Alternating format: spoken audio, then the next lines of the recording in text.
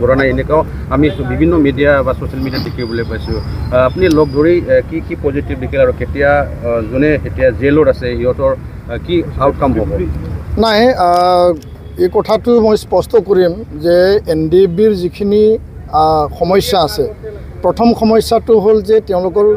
ৰিহেবিলিটেশ্যনৰ যি পেকেজ আছিল 4203 4203 দিয়া হ'ল 678 এতিয়া আধৰুৱা হৈ আছিল এইটো অলৰেডি ফাইনেন্সিয়েল চেংচন হৈছে তেওঁলোকে ডিচেম্বৰৰ ভিতৰত সেইখিনি ৰিহেবিলিটেশ্যন পাব দ্বিতীয় কথাটো হ'ল যে মাৰ্টিয়াৰ পৰিয়াল শ্বহীদ পৰিয়ালক আৰ্থিক অনুদান দিব লাগে 592 অলৰেডি দিয়া হ'ল আৰু মানে 700ৰো অধিক অলৰেডি গৃহ বিভাগ আৰু স্পেচিয়েল ব্ৰাঞ্চ মানে অসম আৰক্ষী তেওঁলোকে ৰেডি কৰিছে তেওঁলোকে পাব আৰু যিখিনি বাকী ৰ'ব তাৰ কাৰণে ভেৰিফিকেশ্যন চলিব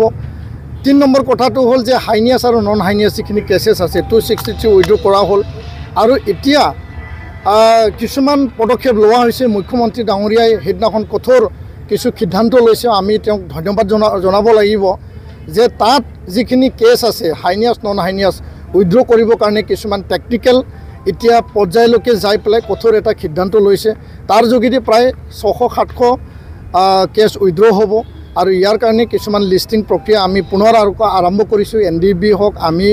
এফচি হওক চুক্তি স্বাক্ষৰকাৰী সংগঠন আৰু জেলত NIA আণ্ডাৰত 60 জন আছে জেলত CBI অধীনত মানে ভাৰ্ডিক দিয়া লাইফ ইমপ্ৰিজনমেণ্ট দিয়া প্ৰায় 6 জন আছে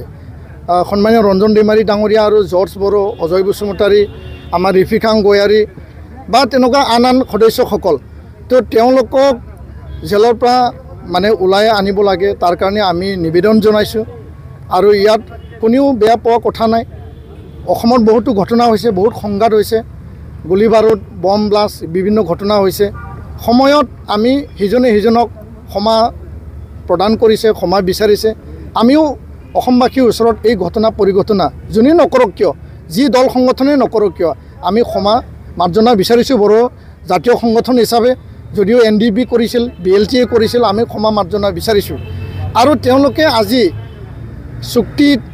আবদ্ধ হ'ল শান্তি প্ৰক্ৰিয়াত তেওঁলোকে আহিল 5 বছৰ হ'ল চুক্তি এতিয়া শান্তি ইয়াত গুলি বাৰুদৰ কোনো পৰিৱেশ নাই ইয়াত হত্যা হিংসাৰ কোনো পৰিৱেশ নাই তো এই এটা খণ্ডিখনত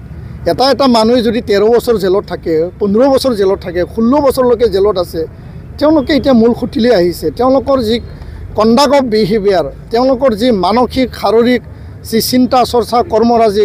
সকলো এটা সাধাৰণ মানুহ নিচিনা এতিয়া হৈছে তো তাকে আমি জেলত তেওঁলোকক বুজনি ল'বলৈ গৈছিল আলোচনা কৰিবলৈ গৈছিল তেওঁলোকক শাৰীৰিক মাননীয় মুখ্যমন্ত্ৰীক আমি আহ্বান জনাইছোঁ যে এইটো কোনো ভাল বেয়া পোৱা কথা নাই আমি অসমবাসীৰ ওচৰত ক্ষমা বিচাৰিছোঁ এই ঘটনা পৰিঘটনা এতিয়া আমি শান্তি ঘূৰি আহিছোঁ শান্তি স্থাপন হৈছে ইয়াৰ কাৰণে এই শান্তিৰ স্বাৰ্থত চুক্তিৰ স্বাৰ্থত আৰু সাধাৰণ জীৱন যাপনৰ স্বাৰ্থত তেওঁলোকক মুকলি কৰিব লাগে সেইটোকে আমি কৈছোঁ আৰু ইয়াত বাধা বা আন যিখিনি তাত কেডাৰসকল আছিল তেওঁলোকক লগ ধৰিবৰ কাৰণে আমাৰ মানে সময়ৰ কিছু নাটনি হৈছিল জেল কৰ্তৃপক্ষৰ কিছুমান তেওঁলোকৰ নিয়ম নীতি আছে পুনৰ আমি জেললৈ যাম তেওঁলোকক খা খবৰ ল'ম আমাৰ কাৰো প্ৰতি এনেকুৱা মানে চিন্তা নাই সকলোৰে প্ৰতি আমাৰ সহানুভূতি সকলোৱে আমাৰ জাতিৰ হকে কাম কৰিছিল সেইটো আমি সকলোকে একে সমানে আমি সদায় চাই আহিছোঁ আৰু একেলগে আমি যুঁজ দি যাম ধন্যবাদ।